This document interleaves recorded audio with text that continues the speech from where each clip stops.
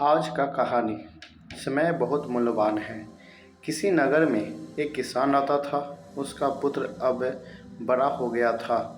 किसान चाहता था कि उसका बेटा भी अब उसके काम में सहायता करे, लेकिन किसान का लड़का बड़ा आलसी था। वह समय का महत्व नहीं समझता था। एक दिन किसान ने बेटे से कहा कि मैं जरूरी काम से नगर के बाहर जा रहा हूँ। खेत में फसल पक गई है।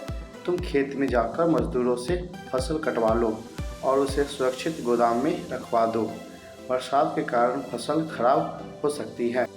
किसान के बेटे ने उस समय तो हाँ बोल दिया, लेकिन बात पर ध्यान नहीं दिया। पूरा दिन निकल जाने के बाद जब शाम को तेज बारिश शुरू हुई तो किसान के बेटे को पिता की कही हुई बात ध्यान आई, पर अब वह कर भी क्या सकता था। अंधेरा हो चुका था और बारिश भी तेज हो रही थी।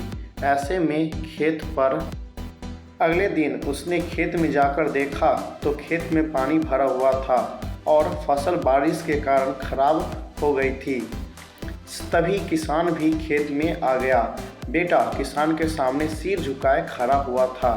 किसान हंसने लगा और बोला कि मुझे मालूम था कि तुम काम समय पर नहीं करोगे, इसलिए मैं अपने पड़ोसी को बोल कर गया था कि फसल काटकर गोदाम में रख दे। बेटे ने आश्चर्यचकित होकर पूछा, फिर ये हमारे खेत में किसकी फसल पानी में दिखाई दे रही है? पिता ने कहा कि बेटा, यह फसल पास वाले खेत की है।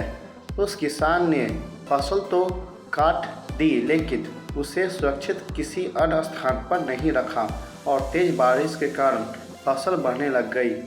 किसान के बेटे ने अब सभी काम समय पर करने का प्रण लिया। Thanks for watching video.